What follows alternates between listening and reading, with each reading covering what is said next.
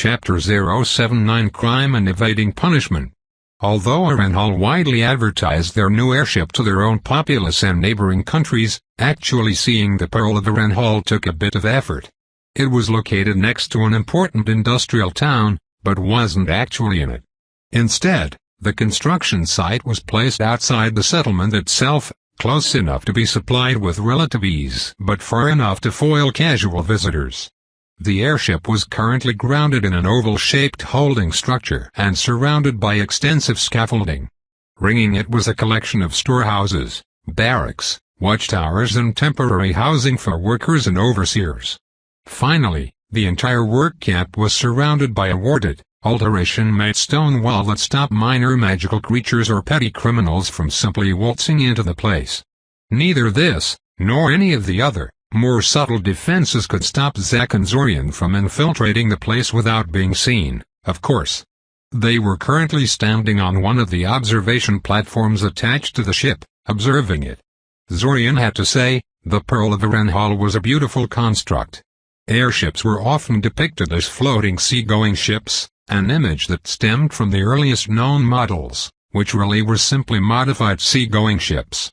Ancient airship creators were working with a lower technological base and less developed economic infrastructure, forcing them to pick an already constructed vessel as a base for their project. Most modern airships, on the other hand, were built from the ground up as dedicated aerial vessels, so they rarely looked anything like a mundane ship. They tended to either have long cylindrical hulls covered in stabilizing fins or be some manner of a triangle. The Pearl of Arenhal bucked the trend there, in that it had a relatively flat, rhombus-like shape. It kind of gave Zorian an impression of a giant leaf. It certainly looked like it should be fast and maneuverable, but it made Zorian somewhat skeptical of the claim it was especially robust and durable by airship standards. Well, no matter. They wanted the ship because of its speed and flight endurance, not combat ability. In any case, the airship's name seemed particularly fitting in light of its current coloration. Its hull was painted in dazzling, pure white, with no overt markings or identifying patterns. This was meant to be only temporary, however. Arenhal intended to decorate the ship further before unveiling it to the waiting public, but they had yet to settle down on what kind of color scheme and decorations to put there. The question seemed quite trivial to Zorian, but was apparently an intensely divisive political question that caused many bitter arguments in Arenhal's halls of power. The current overseer was continually kicking the can down the road in regards to the issue, fearful that whoever lost the dispute would try to cut the project's budget out of spite. "What do you say?" Zack suddenly said, rocking in place on his heels. He looked quite bored. "It's about time, no?" "Yeah, I guess," Zorian answered. He was a bit nervous, he realized, so he may have been stalling a little. "I'll go tell my copies to set the monkeys loose." He reached to his simulacrums through his soul, his ability to use his soul as a telepathic conduit as natural as breathing by now, and gave them a simple go signal. They already knew what to do. Golden triclopses were monkey-like magic creatures native to the area. They had bright yellow fur, 2 small horns on top of their heads, and an extra eye in the middle of their forehead. Their third eyes gave them the ability to perceive magic in some strange, hard-to-understand way, which made them quite interested in magic items.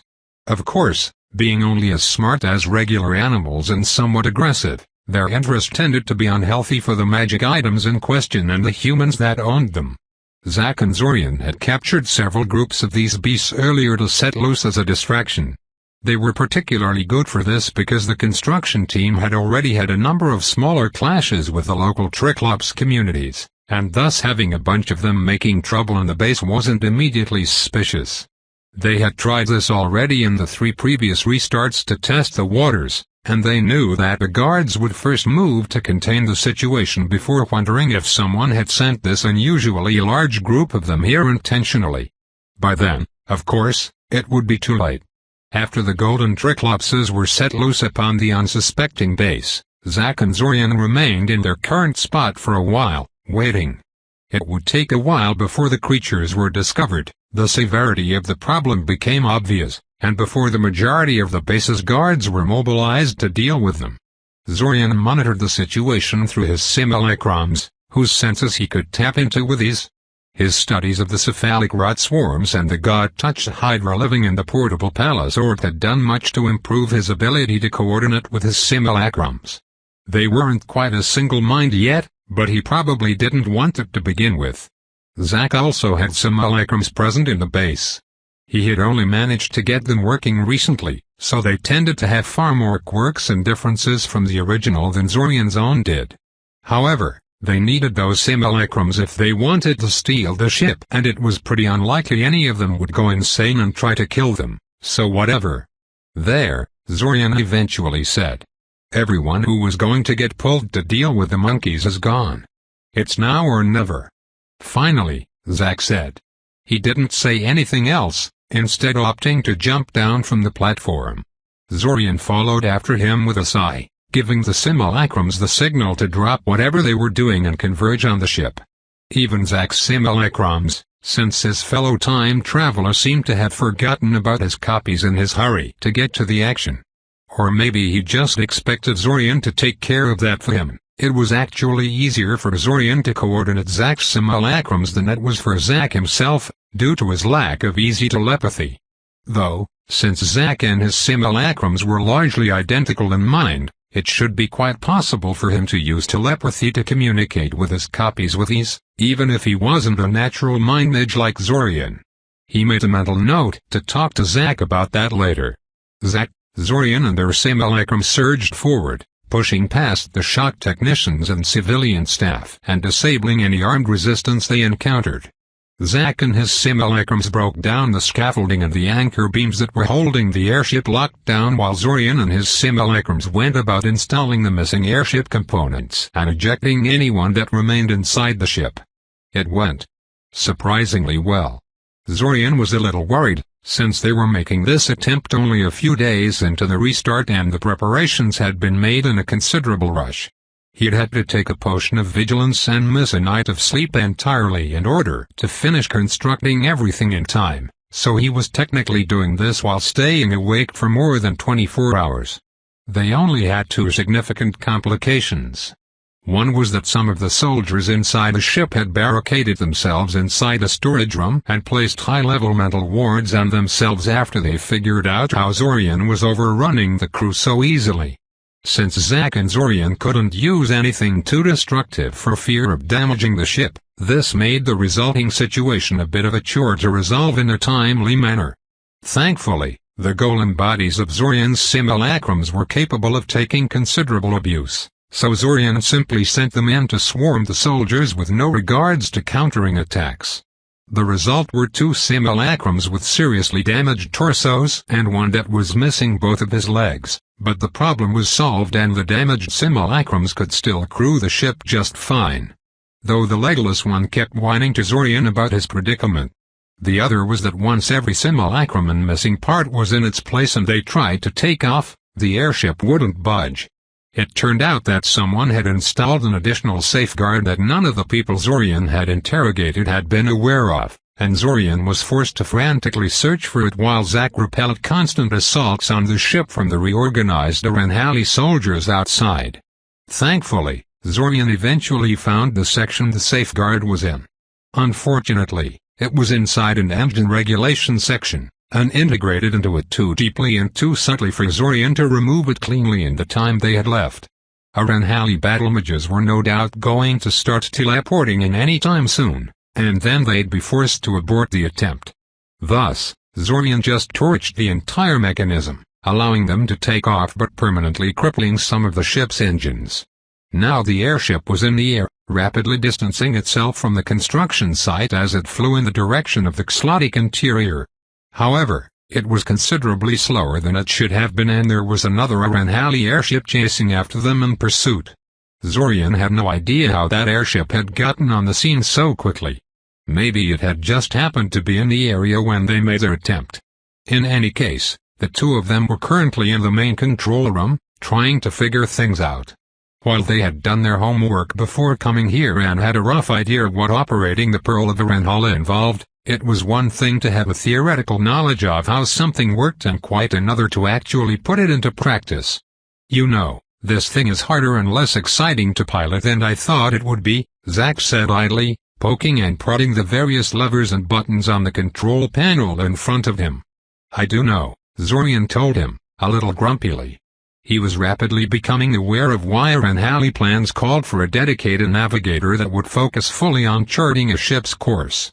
He was so fobbing off this job to a simulacrum the next time they did this. "Just focus on keeping the flight engines running and be glad you're not in charge of navigation like I am. I'm not so sure your job is that much harder than mine, considering you wrecked half the ship in order to get us in the air," Zack remarked. "It wasn't half of the ship," Zorian protested. Zack laughed at him. "So easy to rile up," Zack said mirthfully. "Anyway, whoever designed this stuff should have really been pulled aside and told to cut down a little on the mysterious dials and counters. He should have put in some kind of magic panel or an illusion projector that would give you information in a more understandable form. Would that really be so hard? I think you have a skewed image of how easy that kind of thing is," Zorian remarked. "It's neither cheap nor easy, and it would make it really inconvenient to fix things if something goes wrong. Dials and counters are simple to make and fix." "I guess," Zack conceded. "It's still annoying that we're not even able to see the Renhali airship pursuing us. One would think that an option to see a pursuing enemy would be one of the core features put into a control room. I should be able to say, I don't know, something like on screen, and have an image of the enemy projected on these windows in front of us." He gestured towards the large, clear windows that offered a breathtaking view of the outside world. Currently they could see nothing except the clear sky and the distant horizon, which sounded a little useless, but at least it assured them they were flying straight, weren't going to ram into anything, and that the weather was pleasant enough to fly in. Pretty much what these windows were intended for, Zorian was sure. That would be kind of useful, actually, Zorian agreed. And while the airship itself isn't nearly so convenient. He quickly performed 3 different divination spells, created a large illusionary screen in the air in front of them, and then cast the final spell to integrate all of these into a semi-unified whole. The illusionary screen rippled with prismatic colors for a second before settling into a 3-part screen. 2 of them showed a scryed image of the pursuing airship in different angles. The third one gave them a downward view from a vantage point high above the Pearl of Renhal, allowing them to easily grasp the position of the enemy airship in relation to themselves. "Nice," Zack praised. The other Renhal airship was larger and more heavily built than them. It had a more typical cylinder shape, and had a handful of cannons sticking out of its hull. The Pearl of Renhal, on the other hand, was entirely unarmed. Even if they did have cannons of their own, they couldn't use them, as they lacked the qualified gunners to make use of them. Zorian wasn't feeling very threatened, though. Despite the damage to its flight engines, the Pearl of Renhal was still slightly faster than the other airship. The design was really proving its worth there. Gradually, minute after minute, hour after hour, they were pulling away from the other airship. Additionally, Zorian had diverted one of his simulacrums to see if something could be done about the damage he had done to the ship's flight engines, and it seemed the answer was yes. In another 2 hours or so, their speed would shoot up and their pursuers would be left in the dust. Not sure if you noticed it yet, but there is another airship in front of us," Zack said, pointing at a distant dot that had yet to enter into the range of their scrying screen, but could be seen through the mundane window of the control room. "Do you think they're here by coincidence or crap?" Some frantic divinations quickly revealed that the third airship was most certainly not there on accident. It was moving to intercept them, and both it and their old pursuer were making minor course adjustments in order to box them in better, apparently coordinating their moves. The strange thing was that the new airship wasn't even owned by Renhal, it belonged to the neighboring country of Mesner. The 2 countries didn't exactly have the best relations with one another, so Zorian couldn't help but privately wonder what Renhal had promised to the other side in order to get them to help out. A lot, probably. They really didn't want to lose the Pearl of Renhal, it seemed. Previously, when Zack and Zorian were securing the Pearl of Renhal and fleeing the scene with their ill-gotten gains, they had been trying to treat their enemies with as much mercy as possible. The Renhal soldiers posted on the construction site were perfectly justified in being outraged at them, after all, so the two time travelers tried to disable their enemies non-lethally. To Zorian's knowledge, nobody had actually died during the theft itself, though some people did get seriously injured and the golden Triclopses might have killed someone after they had left. They even left the pursuing airship be, preferring to flee rather than destroying them, as they very well could have. However, having been caught between two airships like this meant they could no longer afford to treat the situation with such velvet gloves. Guided by Zack's and Zorian's hands, the Pearl of the Renhal promptly turned around to confront the Renhali airship that had been pursuing them. If they had to fight, it was better to tackle their enemies one by one than wait for them to catch up to them together. The Renhali airship did not fear confrontation. It knew that the Pearl of the Renhal was unarmed, and that Zack and Zorian were running it on a skeleton crew. Thus, it simply continued onward towards them, silently accepting the challenge. It did not fire its cannons at them, though. Instead, 6 holes opened up in its hull and released a dozen or so giant eagle riders towards them. The eagles were overloaded with passengers, visibly straining under the weight of men they had to carry, but they flew fast nonetheless. Simulacrum No. 2 stood on the outer hull of the Pearl of the Renhal, studying the scene dispassionately. His legs were glued onto the surface of the airship to keep the wind from sweeping him away, and his golem body was unbothered by the cold. After sweeping through the incoming enemy forces once, he sent his memory over to the original for study and then put them out of his mind. They weren't his problem. There were other simulacrums in charge of dealing with defense. His job was a bit more proactive. He flexed his hands and shook a little, just to make sure the previous battles hadn't left some hidden injuries on him. The golem bodies that the original had made for them had been perfected to such a degree by now that they felt completely indistinguishable from their original form. However, the advantages of the golem bodies came with a hefty downside. If they were ever damaged, it was very hard to repair them, requiring a lengthy and expensive process. Poor Simulacrum No. 4 was still legless, for instance, though No. 2 agreed with the original that his whining got really old after a while. If a normal simulacrum had had both of his legs blown off, he would have dispersed from the strain. The guy should be grateful he even still existed, not complaining about missing limbs. His little checkup done, he calmed his mind and focused on the task at hand, counterattacking the Renhal airship. They thought themselves safe because they thought their opponents had no weapons. But they were so very wrong. Simulacrum No. 2 teleported to the enemy ship. Teleporting from one moving target to another was a tricky thing to pull off, and was beyond most teleporters. But it was entirely doable for Zorian, and therefore for his simulacrums as well. He couldn't teleport directly into the enemy airship, but he didn't have to. He teleported on top of the enemy airship's hull, disintegrated a few panels to create an opening for himself and then stepped inside. He didn't even try to hide himself as he advanced through the corridors towards the airship's flight engines. He didn't have the time, and he had probably been discovered the moment he made a hole in the hull, anyway. 3 armed crew members quickly found him. Halt! Stand D! He was ready for them. A severing whip cut them to pieces before they could so much as fire a shot. He didn't even slow down. He simply sped up, his divination spells having successfully mapped the interior, showing him where to go to reach his destination. The severing whip trailed after him, attached to his arm, and when he came upon another group of people he used it to cut them down as well. It was a very efficient spell. The whip, once created, was pretty cheap to maintain, but one that was rarely used due to its short range and the possibility of the caster slicing their own limbs off if they didn't have complete control over it.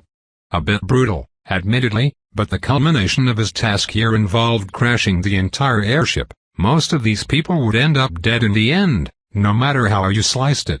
A hail of bullets impacted his chest but he simply ignored it, not even bothering to shield against them. His golem body was tough, able to shrug off minor attacks like those with ease. Spending mana to defend against things like that would be a waste. When a dazzling, spinning bolt of fire swerved around the corner to slam into him, though, that he shielded against. The explosion was massive, blowing off all nearby walls and setting the air ablaze. If simulacrum number 2 had to breathe, this would have been a pretty devastating opener. Even as it was, it knocked him a little off balance. And the mage that cast that spell soon rounded the corner to finish him off, before the aftershocks had the chance to die down. The man moved incredibly quickly, using some strange telekinetic magic to skate across the floor at high speeds. He was big and muscular, sported an impressive mustache, and wielded a large saber in his hand. Not a weapon Zorian was used to facing, as most mages avoided close-quarter fighting if they could help it. The enemy mage immediately charged at the simulacrum using that strange skating movement magic, silent and grim. He swung the saber in his hands towards the simulacrum, its edge lighting up with an ominous red glow that made it clear he wasn't dealing with a simple steel blade. Number 2 admitted he had been caught off guard a little. But only a little. He performed a short-range teleport to get behind the man, avoiding his charge, and then fired a trio of attack spells at him. Instead of stopping and turning, however, the man skated along the walls and ceiling of the corridor, keeping all of his speed and momentum.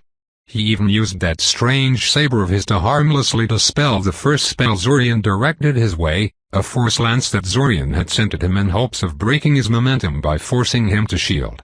The simulacrum had to admit it was pretty impressive. The second spell, however, was the soul magic attack, a short-ranged wave of ghostly force that minutely disturbed the connection of the soul with its body, causing a wave of nausea and vertigo in those affected. The spell was weak, and it could be greatly attenuated by just about any shield spell, but since the man trusted his saber over a classical defense spell, he was hit by the wave at full blast. He stumbled for just a moment, but the moment of weakness was enough for Zorian to launch his third attack on him. The severing whip struck like a viper, severing the man's head from his shoulders in one fell swoop.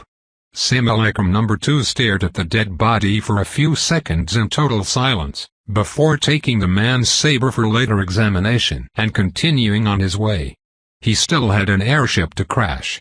Break. The battle between the Pearl of the Ren Hall and the two opposing airships got increasingly heated as time went by.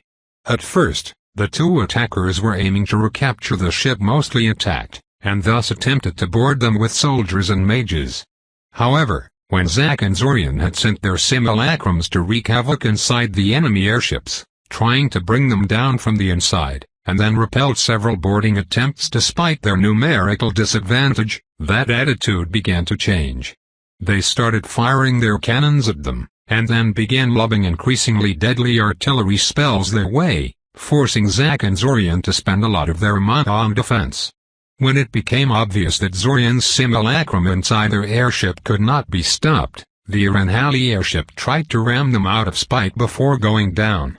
Sadly, they made the Pearl of the Renhal too well, allowing Zack and Zorian to maneuver out of their way long enough for simulacrum number 2 to destroy the enemy airship's flight course and send it crashing into the ground below. Finding itself alone against them, the Mesneri airship then chose to simply flee. Unlike their Arenhal allies, they had no reason to pursue this to the bitter end. Zack and Zorian let them run, and simply breathed a sigh of relief before continuing on their way.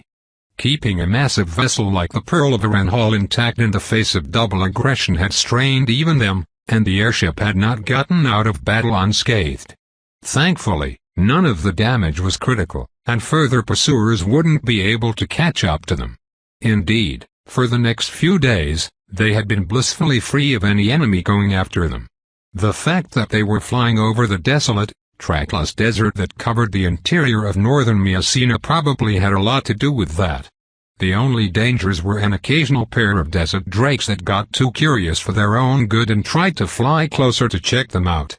It gave them quite a scare, because they had initially mistaken them for dragons when they had spotted them in the distance, but they were easy to chase off otherwise. A bigger problem turned out to be locating an accessible Bakura gate. They wanted to find one before continuing towards the Ziggurat of the Sun, to make it easier to gain access to the Ziggurat in future restarts. Unfortunately, the maps of known Bakura gates in the area turned out to be really outdated and unreliable. This area had been hit hard by the cataclysm, and almost no humans lived here anymore. Some of the gates were just gone, possibly destroyed in one of the many wars that had swept through the area as the desert spread northward. Or maybe they never existed, and the mapmakers had put them there based on faulty sources. Some were buried under the sand and gravel and thus unusable for their purposes. Some were there, but not quite in the area specified by the maps. The mapmakers had only known the general area where the gate was located and made an educated guess about the exact location instead of going there to actually check things. Apparently mapmakers had been less concerned about quality control in the past. A lot less. Still, they managed to find a suitable Bakura gate after 5 days of flying around the desert.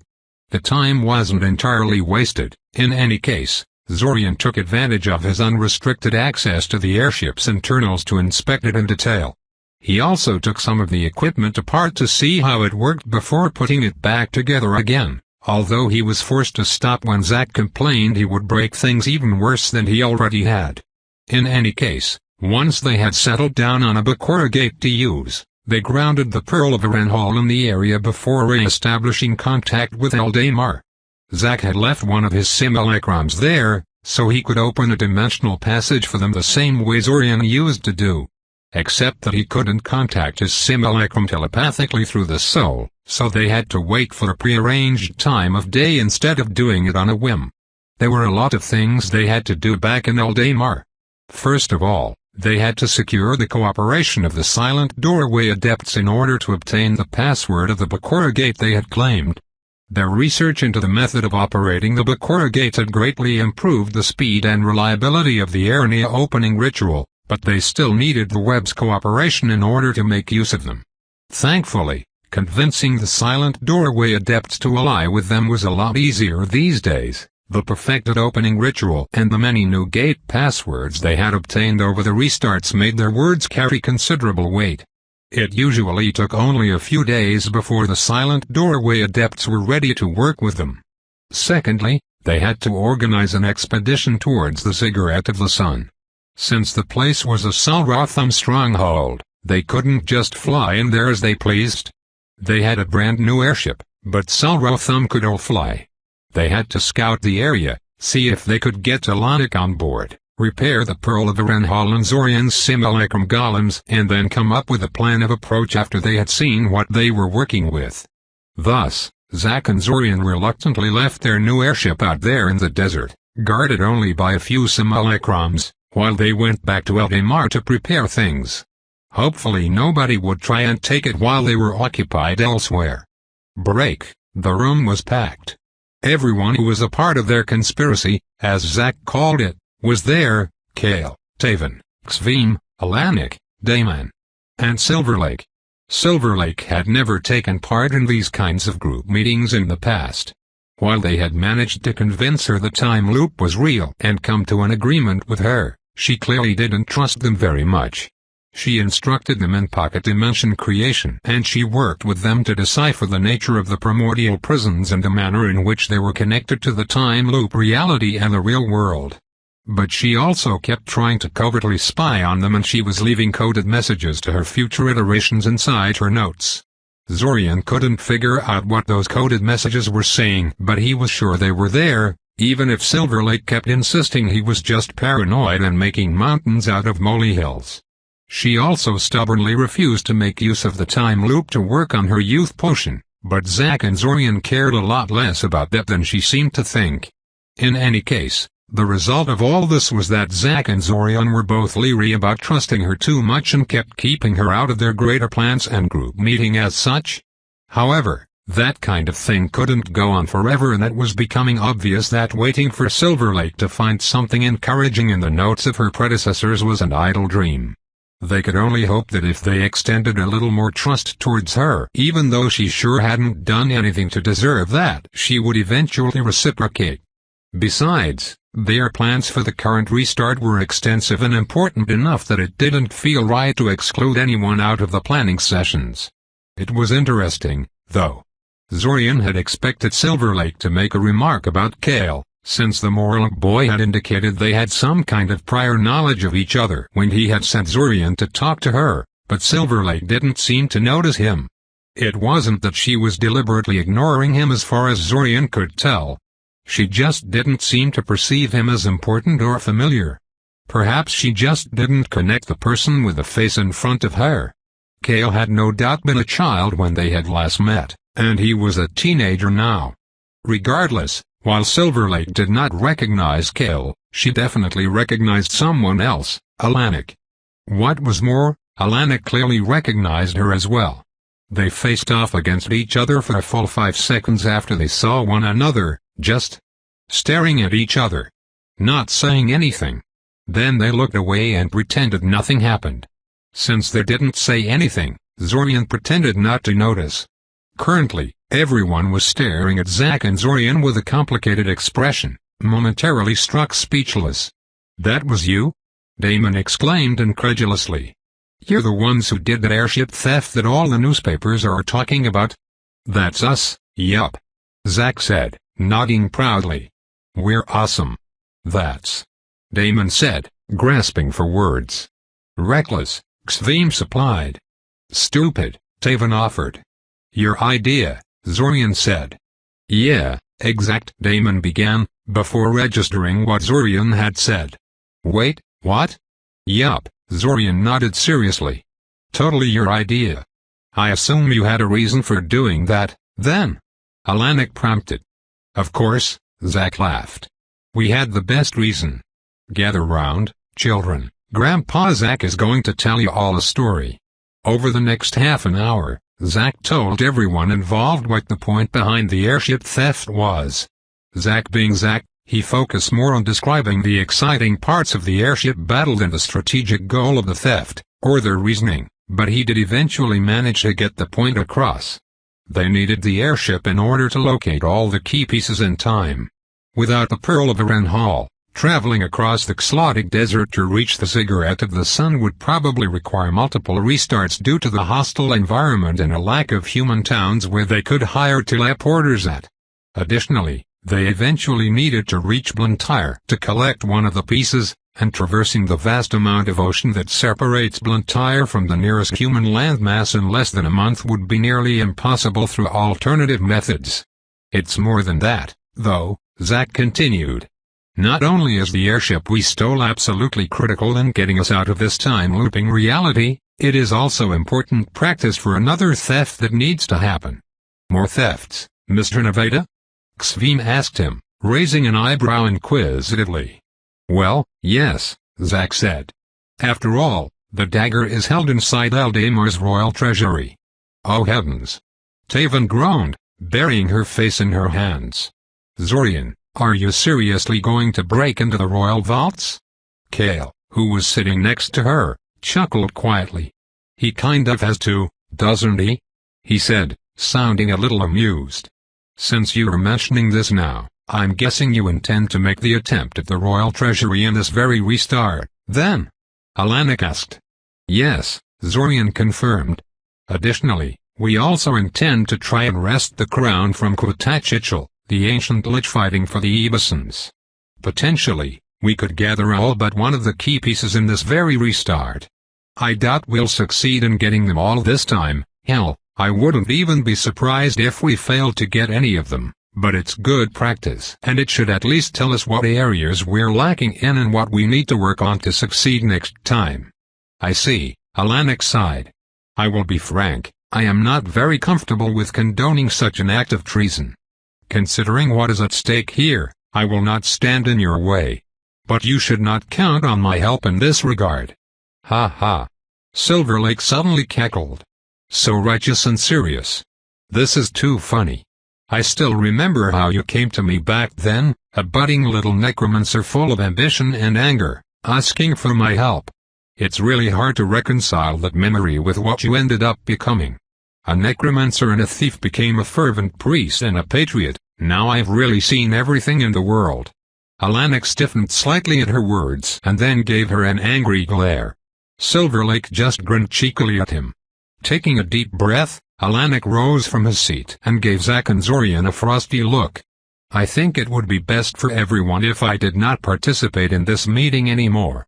Or any other meeting where you planned how to best rob Eldamar's royal family," Alanik said. And while I realize more than anyone that desperation can make one do things they rather wouldn't, I have to warn you that you're making a mistake by working with this old ghoul. You're playing with fire. She will stab you in the back in a heartbeat if she thought it would benefit her. Ah, I love you too, my little necromancer, Silver Lake said sweetly. Alanik did not bother to respond to her, or even look at her. He simply turned around and left the room. Not quite stormed off, but it wasn't quite far from it. Zorian resisted the urge to bury his face in his hands. It always had to be something, didn't it? A long, uncomfortable silence descended on the scene. Only Silver Lake seemed entirely comfortable with the situation, humming happily to herself and idly examining one of the experimental potions Kale had made. The meeting was happening in one of the alchemical workshops Zorian had made for the white-haired boy, so there were quite a few of them lying around. So, Silver Lake eventually began. You were saying something about an ancient lich. Chapter 080 Enemies. Although the Xlotic Desert was usually depicted as an endless sea of sand, with only the occasionally broken-up rocky outcroppings or secluded oases, its actual landscape was far more complex than that. There was plenty of sand, yes, but also vast fields of rock, barren hills and mountain ranges, remnants of dried-up lakes and riverbeds, and old Ecosian ruins scattered all over the place. And that was just the more mundane landmarks.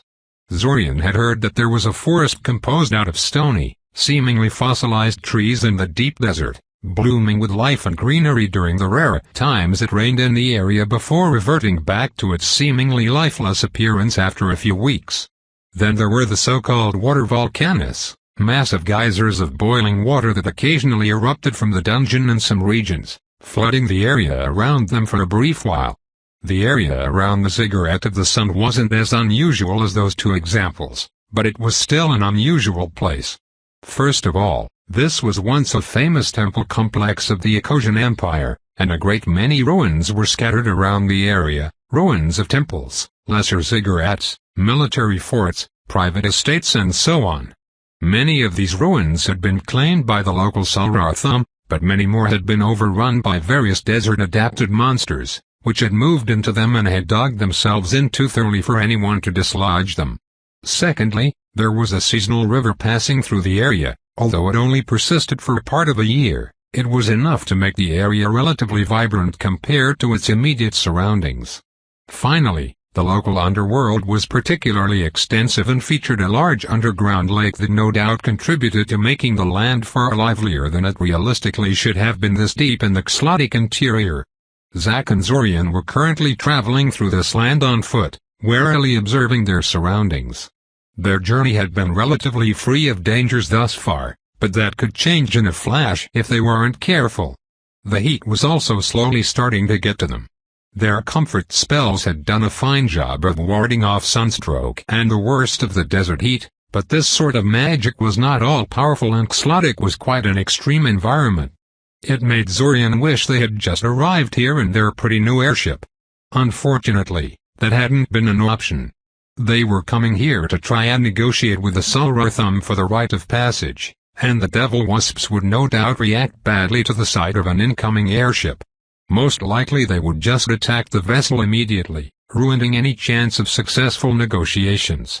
Well, if Zorian was being honest with himself, the negotiations were not very likely to be successful anyway. Although Salratham were known to have peaceful interactions with humans on occasion, they had a reputation of being an extremely fierce and violent species, and there was a long history of bloody conflict between them and humanity. On top of that, Salratham were incapable of producing the necessary sounds to mimic human speech, and humans could not speak Salratham either, making communication between the two species difficult. Even though the odds of a peaceful outcome were low, though, Zorian still felt they had to try. No doubt he and Zack could forcibly take the ziggurat from the Salratham if they really applied themselves, but there were hundreds of these things living there and this was their home. This was where they kept their children, their food stockpiles and water reserves, their workshops and trade goods. They were not going to give the place up easily. They might even decide to fight to the death, which would force Zorian to deal with Salratham children and non-combatants somehow. He'd rather avoid that headache if at all possible. "This should be enough, no?" Zack suddenly said. He hopped onto a nearby rocky outcropping and quickly scanned their surroundings. "I think we're far enough into their territory. Any further and they might attack us on principle. Though really, I still think we're going about this the wrong way. Salrathum are famed for their savagery, no? I bet smacking them around a bit until they're ready to talk would produce better results than just approaching them peacefully. Show them we're serious, you know? You might yet get your wish," Zorian said, performing a brief sweep of the area with his mind sense, soul perception and his plain two eyes. There was some sort of snake hiding beneath a nearby patch of thorny bushes, but it was absolutely terrified of them and had no intention of attacking them, so Zorian ignored it. "If the wasps attack us immediately or refuse to even entertain our offer, we'll go with your plan." "Ha! Great," Zack grinned, before retrieving a water bottle from his backpack and emptying it on top of his head. He sighed in relief. "Ah, I needed that." After some thought, Zorian decided to follow his example and did the same. It did make him feel a lot better, he had to admit. A minute or so of comfortable silence ensued. "Shall we?" Zorian eventually asked. "Yes," Zack nodded. "Fire away." Zorian performed one of the many spells that produced a signal flare in some fashion, in this case, a brilliant red star that released a high-pitched scream as it flew through the air, and fired it straight into the sky above him, announcing their presence to everyone for miles around. They didn't have to wait long. Not even 15 minutes after Zorian had fired the flare, a trio of black dots appeared on the horizon.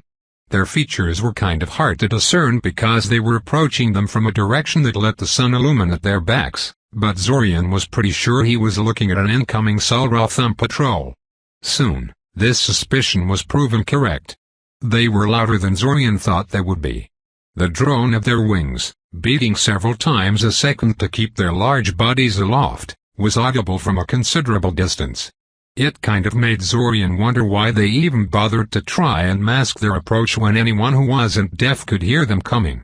Regardless, as the Salrathum patrol got closer, Zack and Zorian shifted their posture in preparation for a possible attack. They didn't think the Salrathum would just attack them with no provocation. If nothing else, they'd have brought more tribe members if they were going to be hostile right off the bat, but it was best to be prepared for everything. Their landing was anything but graceful. Instead of gradually slowing down, the Salrathum dropped to the ground with reckless speed, impacting the gravel-covered earth in front of Zack and Zorian with considerable force and kicking up dust and loose stones in every direction. The shockwave even reached the place where Zack and Zorian were standing, though the weather shields they had protecting them simply deflected these stray irritants to the side with no action required on their part. Well, the meeting had barely even begun and already Zorian was starting to dislike the damn wasps. In any case, with the Salrathum right in front of them, Zorian could finally take a good look at one. He had seen the descriptions and illustrations of them in the books, naturally, but that sort of thing really couldn't compare to seeing something in person. They were big, smaller than the 3-meter-long giants that the books described, but not that much smaller, but also very spindly and fragile-looking. That impression was misleading, he knew. Salrathum were said to be strong enough to tear a man limb from limb with their bare hands and tough as coffined nails. Black, glossy chitin covered their wasp-like forms, and their faces were very much insect-like, alien and inscrutable. Their eyes, as black as their bodies and multifaceted like those of most insects, gave away nothing of their inner thoughts. They had a pair of short antennae on top of their heads, though, and these twitched madly in their general direction, revealing their agitation. Zorian had trouble interpreting their thoughts and emotions, alien as they were to his sensibilities, but he could tell that the trio was feeling twitchy and paranoid, ready to either attack them or flee at the slightest sign of aggression. All three of them carried spears. They were appropriately sized for a creature of Salrathum size and strength, which meant they were pretty gigantic by human standards. The size and weight alone made those spears a significant danger, even though they looked somewhat crudely made. In addition to these close-quarters weapons, each Salrathum also carried a handful of smaller spears strapped to their backs. These were the notorious heavy javelins that Sulrotham used as their ranged attack method. Generally, every Sulrotham raid opened with them hurling a storm of these javelins at their targets before closing into clash with their foes face to face. Sulrotham bodies were strong and durable, and they did not fear close-quarters combat. But even so, they did not balk at softening up their targets a little before closing in. Somehow, the spears and javelins made the Sulrotham trio far more threatening than they should appear. Objectively speaking, the three devil wasps in front of them did not pose a significant threat to Zack and Zorian, but seeing them clutching those spears in their hands was a stark reminder that they were dealing with creatures that were not just sapient, but tool users as well.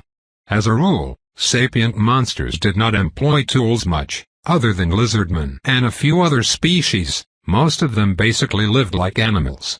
Their innate abilities were potent enough that technology largely seemed pointless to them. Why use a spear when your claws are sharper? Why build a house when the cold and the rain hardly hurt you? Sulrotham, though, went to the trouble of creating tools and homes that made use of their natural advantages and made them more potent than they would otherwise be.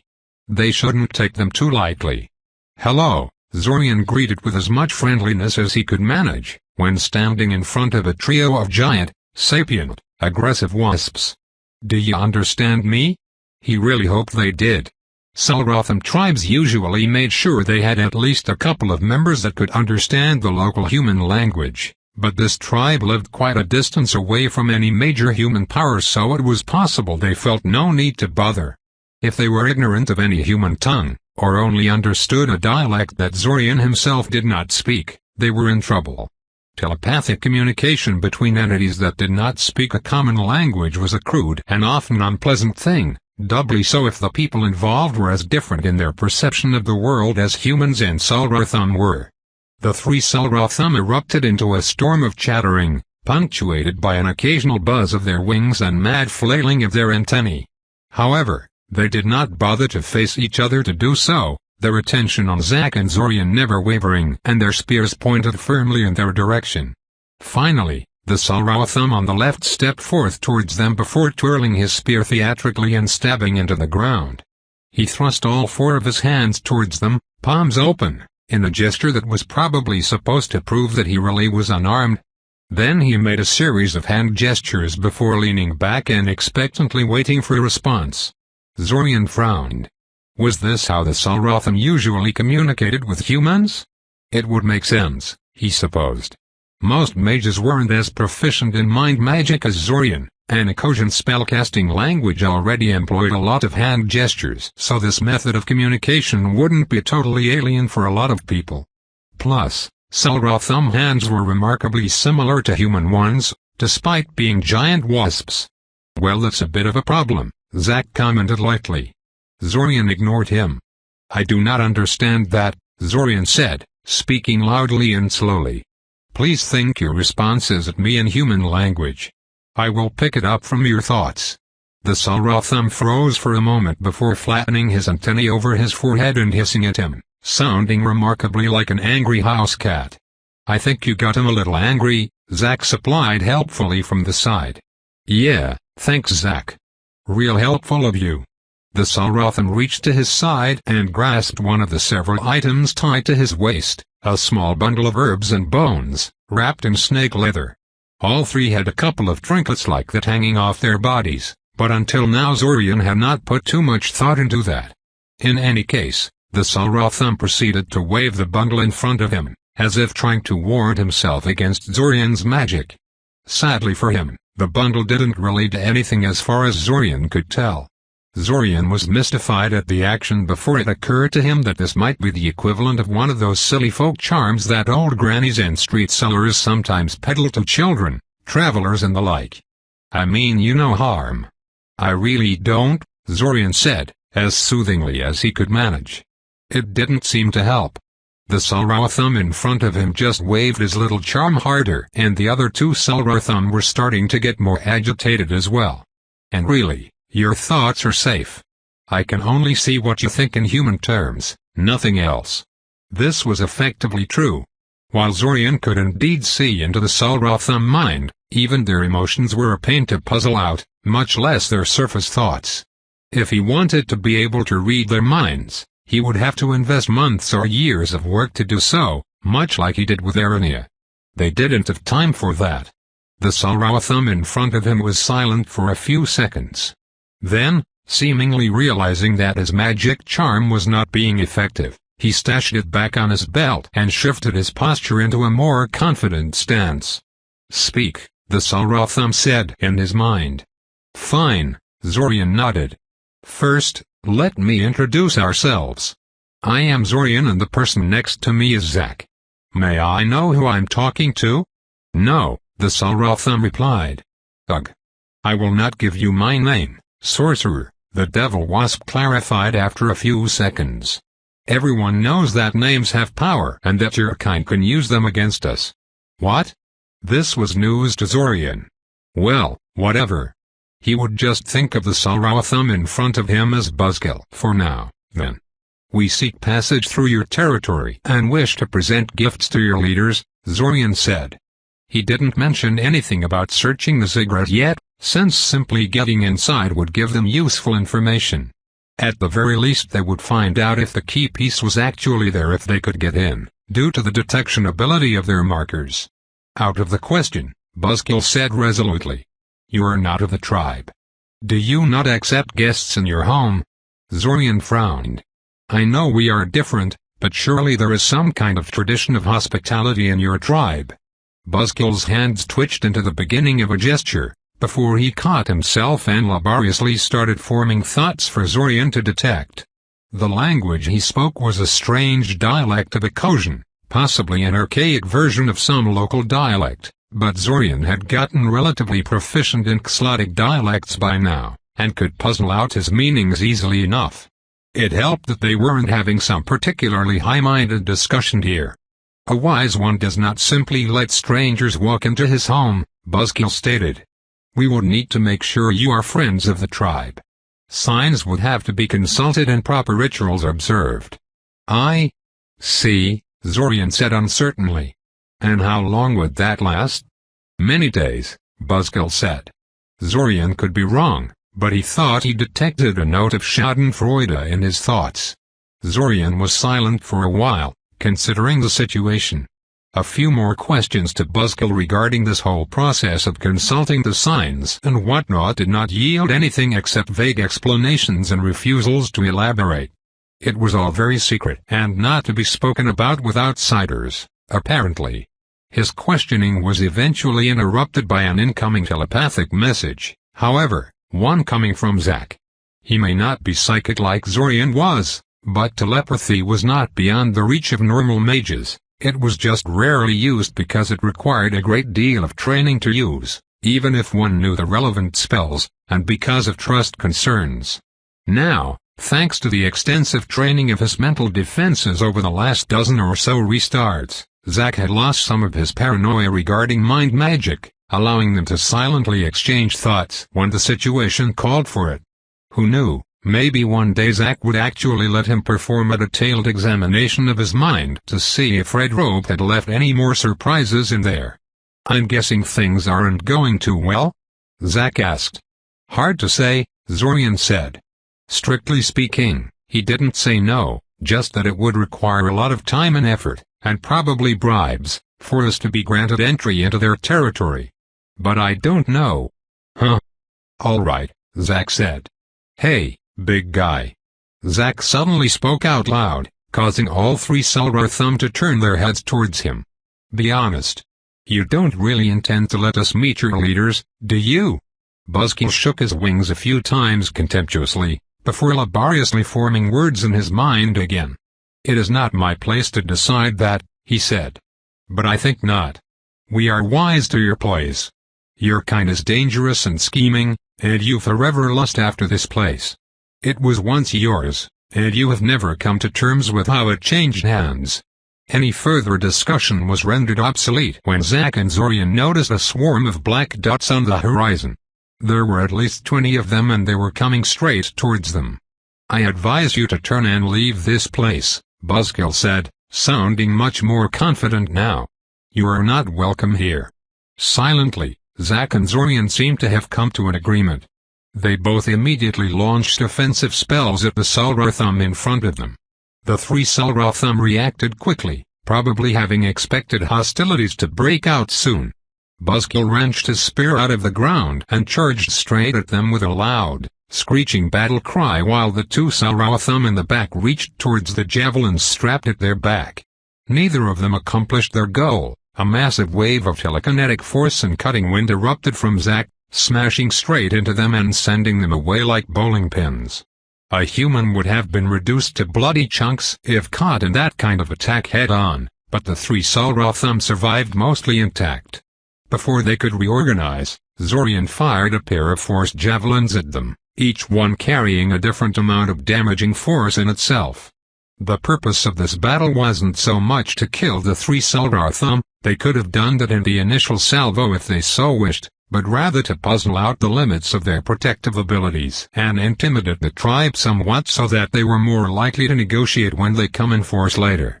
With that in mind, Zack and Zorian proceeded to throw the three Sul'Rathum around like rag dolls, breaking their wings and limbs in the process and making sure that the incoming Sul'Rathum forces could see the overwhelming power they represented.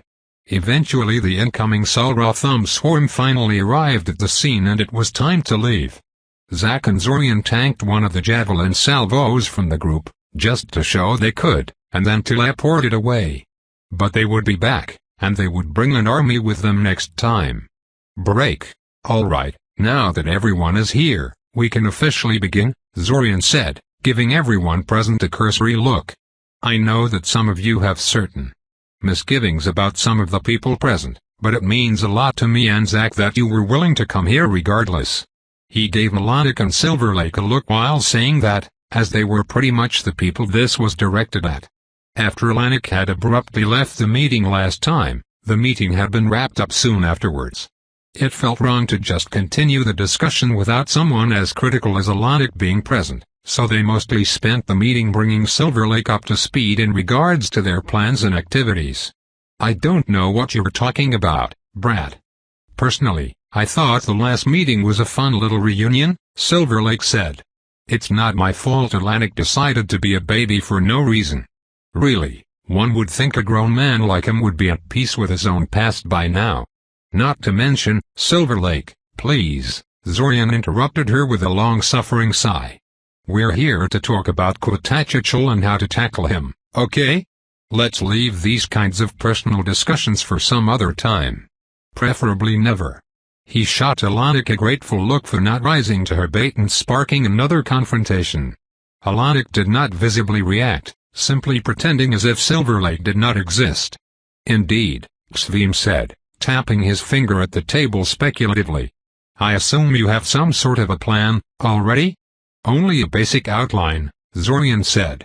We definitely need to surprise him, and it should preferably be done near the very end of the restart. Quatachichul's movements become increasingly predictable as the date of the invasion approaches, and most of the Evasan resources are already committed somewhere by that point, meaning that Quatachichul will have trouble marshalling most of his underlings to defend him or send them in pursuit of us if we can recover his crown. As for the actual execution of the ambush, well, we first wanted to try catching him with a soul-severing bullet, since that could end the fight immediately if it works. Soul-severing. That's the coin trick you used to disable him in the past, yes? Xvim asked. I still can't believe that actually worked, Kale sighed. I had to reread that part of your notes 3 times to make sure I caught it correctly. I don't know what my previous self was thinking, sending you against an ancient lich armed with that. It shouldn't have worked. It was a pretty lucky win, Zorian admitted.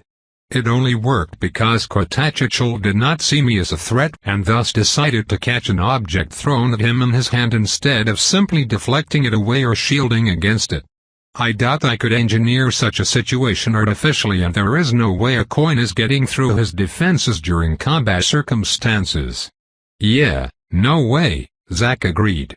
I've tried to nail him with items in the past. No chance of him overlooking something like that while you're fighting him. He often actually sends thrown items right back at you with a casual gesture. He is quite proficient with unstructured telekinesis. I'm not sure I understand how this maneuver is possible, Xvim admitted. Unusual circumstances aside, you employed an elementary piece of soul magic to shut down a lich. Liches are famous for being fiendishly hard to deal with, so why did a 1,000-year-old one fall so easily? Because it wasn't Kale's little spell that exiled the lich's soul back to his phylactery, Silverlake said. It was his own soul defenses that did that. You may think that being vulnerable to a cheap trick like this is a weakness, but imagine for a moment what would happen if that coin the brat used was a fancy soul jar or the like. His soul would get captured and his phylactery would be useless, Xvim said. I see. So liches like him make their defenses incredibly sensitive, so that even the slightest soul disturbance causes their souls to snap back to their phylactery. Precisely, Alanik said. Losing a body, and everything you had on your person is a blow to be sure, but it pales to the possibility of having your soul captured. Most people don't carry a one-of-a-kind divine artifact like the crown of the first emperor, Zack noted. I'm sure Quatachichel feels he can recover the crown from whoever claimed it off his corpse, Zorian said. Considering his level of power, he's not too far from the truth. Besides, what good are awesome magical items like that if you're not allowed to make use of them for fear of losing them? Silverlake said. I'd wear a fancy magical crown too, if I had one. Always wanted to try playing a princess as a little girl. Unsolicited childhood fantasies aside, I'd like to remind you too that all liches are automatically powerful soul mages, and can adjust their soul defenses quite easily and rapidly, said Alanik. If you hope to banish Quatachichel's soul back to his phylactery, you only have one attempt per restart to do so. After that the lich will be expecting such a ploy and will likely take necessary precautions against it. What about going one step further and making an actual soul jar in order to capture Quatachichel's soul? Kale asked. I mean, the last time Zorian tried this, he only had me to help and I'm kind of a beginner at this. With Alanik and Silverlake here. Well, they are clearly both very capable soul mages, so perhaps they could make something more potent than that. Alanik and Silverlake shared a long, complex look before they both refocused on Kale again. No, Alanik sighed, shaking his head sadly. You are drastically overestimating our skills. Aside from having your phylactery destroyed, the biggest danger to a lich is having your soul captured. They spend a great deal of their energies making sure that can't happen under any circumstances. An old, experienced lich like Quatachichel. The only realistic way of dealing with him is destroying his phylactery, Silverlake finished for him. Nothing else would work. I see, Kale said in a subdued manner. There is a reason why so many mages aim for lichhood, Silverlake noted. As far as methods of immortality go, having your very own resurrection point is hard to beat. Being undead is no true immortality, merely a twisted reflection of one, Alanik stated. Silverlake harumphed at him, but said nothing. Instead, she turned towards Zack and Zorian and gave them a speculative look. What? Zack asked. Did you two ever think about just soul-killing Quatachichel? You know, that trick the third time traveler used on the area and such? It would neatly solve this problem, not just in this restart, but in all subsequent ones as well. We did, Zack nodded slowly. The conclusion was that we have to be very careful with that. The headaches we had with Vayers had taught us that a person behind heavy wards is essentially untraceable. If we soul-kill Quatachichel and it turns out he begins the restart behind some heavy wards or a place that nobody knows about, the crown might become completely unrecoverable. Silverlake hummed. You should really try to track down his movements and bases some of these days. I'm going to have to agree with her on this, Alanik said. I know you say you're stretched enough as it is, but even a mere chance of ridding the world of such an ancient lich would be worth throwing some effort in the direction.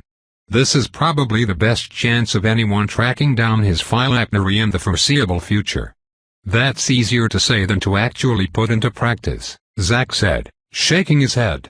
A small silence descended at the scene, only broken up when Silverlake decided to clear her throat and attract everyone's attention to herself. In any case, I've done some digging in my personal records after you've explained the situation to me.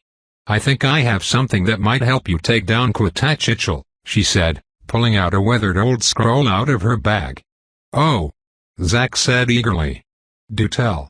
It's a trap field that prevents souls from escaping out of the area, Silver Lake said, throwing the scroll in his direction. Zack caught it, fumbling slightly with the catch due to not expecting the move.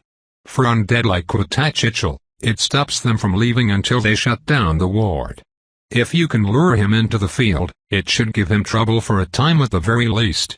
I heard he moves a lot around the battlefield and loves to retreat to come back later. This ward is not nearly as obvious as an anti-teleportation field, but effectively has the same effect as one on undead. Huh. That did sound very useful against Quitachichel. Anyway, I would be of little use to you in the actual battle against a powerful lich like Quitachichel, but I can help you set up the battlefield beforehand, Silver Lake continued. Aside from the spell I just gave you, I also have a few other surprises, though none are as effective as that one. And while Zorian is arguably a better warder than I am, he doesn't have experience with these particular spells. I'm probably going to take you up on that offer, Zorian said. This restart was going to get pretty busy as their preparations approached completion, so any chance to offload some of his responsibilities on someone else was useful. Every little bit of help is useful.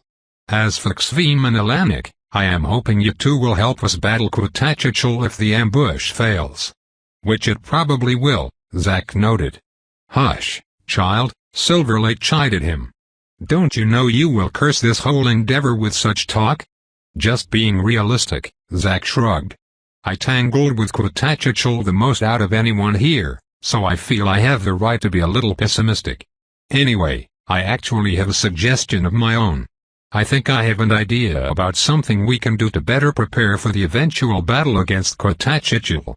And what would that be, Mr. Nevada? Xvim asked. A practice fight, Zack said with a cheerful grin. I'll play the role of Quitachichel and you will all cooperate and try to subdue me.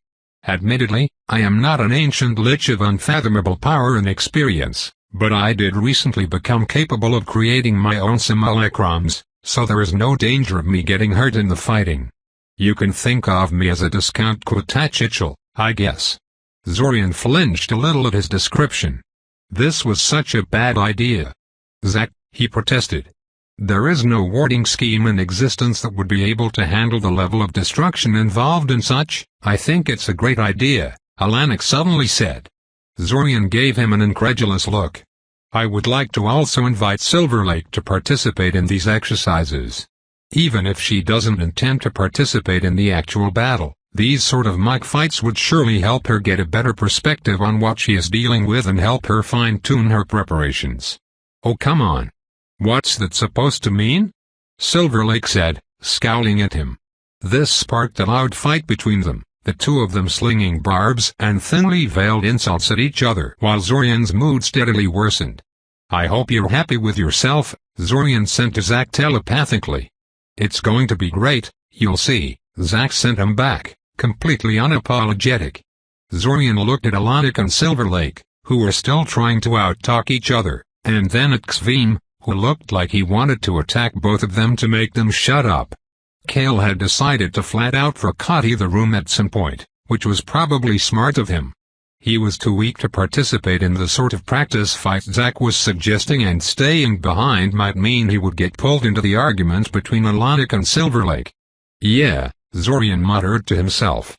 Great break. In the end, despite Zorian cautioning against it, the group decided to hold the battle practice that Zack suggested. Alanik obviously supported the idea, and he managed to goad Silver Lake into supporting it too in the end. Xvim, though annoyed with the way Alanik and Silver Lake were acting, felt it was a sensible idea, and was probably curious about the level of magical skill that Zack and Zorian truly had. Anyway, thankfully, the practice fight was not going to happen for a few more days, leaving Zorian time to tangle with other issues. Mainly, this meant making preparations for the attack on the Ziggurat of the Sun. Golems had to be made, terrain scouted and information on Selrothan gathered. Thankfully, Alanik had agreed to help them out during the fighting, despite his disagreements with them over the inclusion of Silver Lake into the time-looping conspiracy. Fighting pagan monsters that had seized a religious monument of the faith, Alanik said, was a worthy task for a battle priest like him. Unfortunately, having him gather a small army and having them assist in the endeavor, like he had done in some of the previous restarts, was apparently not possible. Those people had been willing to participate in secret operations on Eldemarian soil, but bringing them to the deepest stretches of the Xlotic desert to fight the Salrotham was bound to backfire. They would demand explanations and refuse to cooperate. No, if Zack and Zorian wanted to have real people assisting them in their attack on the Ziggurat, they needed to hire mercenaries and factions in Xlotic itself, preferably in the region closest to the Ziggurat of the Sun. As a bonus, such locals likely had first-hand information about Salrotham and their battle tactics, having been fighting them for decades now. At the moment, Zack and Zorian were sitting around an open-air table in one of Sioria's fancier taverns and discussing the issue. Zorian was slowly sipping his fruit juice, while Zack had ordered the biggest keg of beer that Zorian had ever seen served in this kind of establishment. Zorian had initially thought that the keg was undrinkable in any sort of reasonable time frame, but Zack was making a valiant effort to prove him wrong on that account. The contrast between the two probably looked quite funny, because the other patrons occasionally gave them funny glances and shook their heads in amusement.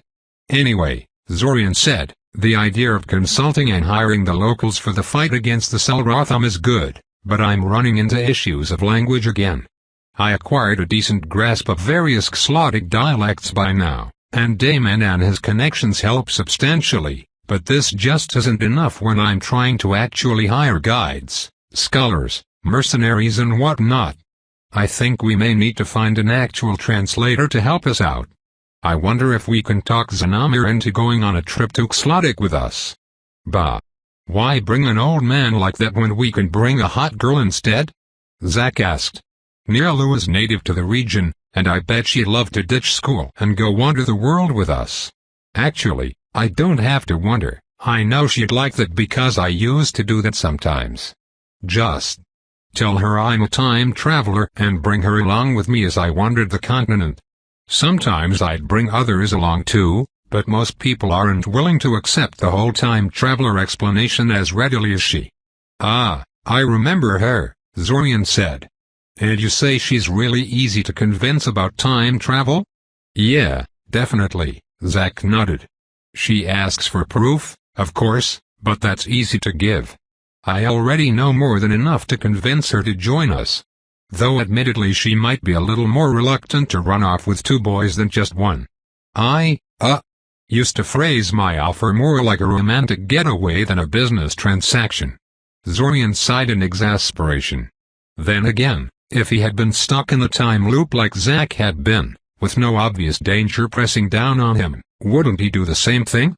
He'd probably take advantage of the time loop to go after a girl or two. Why don't we first try to talk to her about this before we take it for granted that she'd want to go along with this, Zorian told him. At the very least she probably won't mind getting us in contact with her family, Zack said with a shrug. Her family is rich and in a bit of a political crisis right now, so it should be possible to acquire their cooperation in exchange for helping them out with a problem or two. Finding us a translator or two is the least they could do for us. A bit of a political crisis? Zorian asked slowly. It's a long story, Zack said dismissively. He took a large gulp from his massive keg of beer and took a deep breath.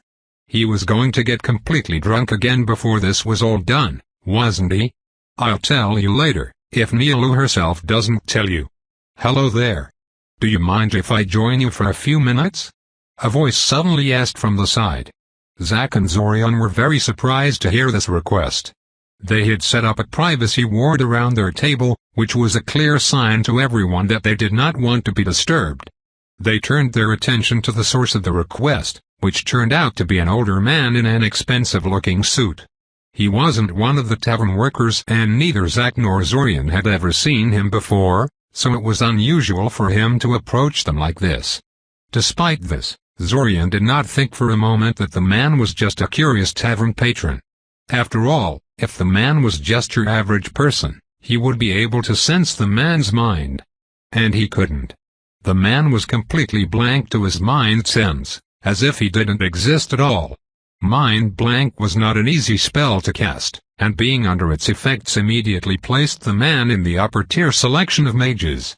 Zorian silently communicated this to Zack through telepathy, after which they shared an uneasy look between themselves. "Sure," Zack eventually said. "Have a seat." The man smiled at them confidently, as if he had always known they would have accepted his request. He took an empty chair from a nearby table and dragged it off to join them around theirs. Zorian scrutinized him, trying to see if something in his features would jog his memory. He was a pretty striking person, though, so it was unlikely he would have forgotten him if he had dealt with him in the past. He had very proud posture, like someone who had been born with a silver spoon in his mouth, and his clothes and immaculate appearance reinforced it. His skin was darker than was common in this corner of Altasia, suggesting southern origins. Perhaps he was someone from Xlotic whose attention they somehow attracted. It wouldn't be impossible for a powerful mage from Xlotic to eventually make their way to Eldamar. "Thank you for your hospitality," the man said politely. "I guess I should introduce myself. I am Sirowatamaranta, and I'm afraid I'm here to discuss something a bit unpleasant. You see, I have recently noticed that you have been gathering information about me and interfering with my activities, so I have decided to come here and see if there is any way we could discuss this in a civilized manner and maybe come to a peaceful solution. I do not consider myself an unreasonable man." What an exotic name. It definitely sounded Xlotic, but he was pretty sure that kind of name was obscure even there. He definitely didn't remember about interacting with any person named like that, and he had a pretty good memory thanks to his mental powers. The rest of his story, though. What the hell was he talking about? He gave Zack a questioning look, but his fellow time traveler shook his head in the negative. Zorian turned back to the man and gave him a serious look. "I'm afraid you made some kind of mistake, Mr. Maranta," Zorian said. "No, I don't think I have," Sirowata said confidently. "My name may be confusing you somewhat. I rarely use my old name when interacting with the public, so most people have forgotten it. Just the way I like it, to be honest." Zorian frowned. "How do you expect us to know who you are if you hide your identity like that?" Zack asked, his tone somewhat unfriendly. Zorian didn't blame him. Perhaps it was because of the man's unflinching confidence, appearing as if he was holding all the cards and the outcome of this meeting was already predetermined, or because of the mind blank he put on himself, but he was really starting to dislike this Sirowatamaranta.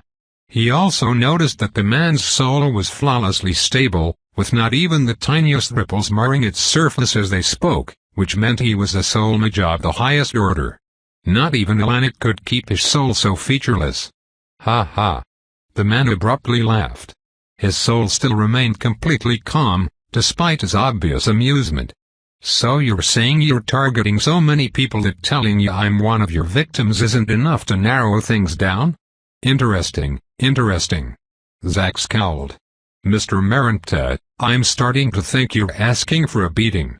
If I tell you I've been around for a while, will this help?" The man said, grinning from ear to ear. "Master mage. Incredibly proficient in soul magic.